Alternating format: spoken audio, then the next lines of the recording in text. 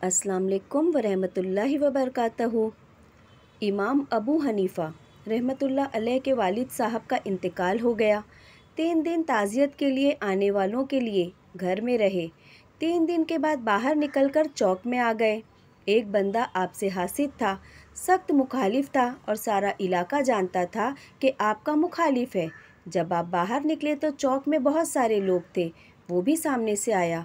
अस्सलाम वालेकुम कहने के बाद बोला, अबू हनीफ़ा, सुना है आपके वालिद इंतकाल कर गए हैं। फरमाया, हाँ।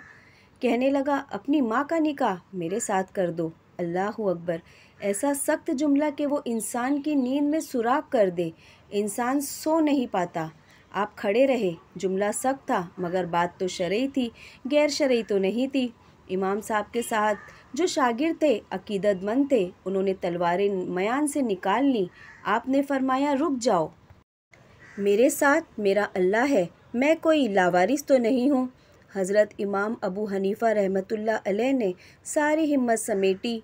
आँख में आंसू जो चमके तो उनको भी दामन में समेट लिया।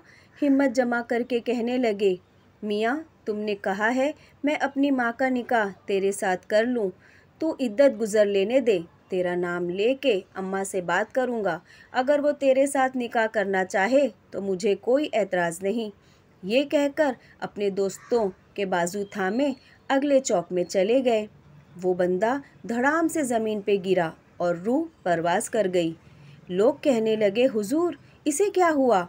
आप फरमाने लगे, यानी हज़रत अबू हनीफ़ा फरमाने लगे, उसने समझा था मैं लावारिस हूँ, उसे और कुछ नहीं हुआ। अबू हनीफ़ा के सब्र ने उसकी जान ले ली है। कई दफ़ा लोग बड़े सख्त जुमले कह देते हैं, बड़ी तकलीफ़ होती है। हसद बड़ी बुरी चीज़ है, उसके शर से अल्लाह हम सब को महफूज फरमाए, आमीन।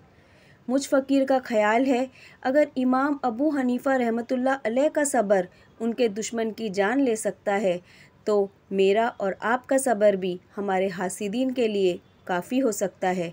तो हर मामले में सब्र कीजिए, अल्लाह ताला पर अपना हर मामला छोड़ दीजिए। याद रखिए, अल्लाह है ना, और अल्लाह काफ़ी है सबके लिए, बेशक।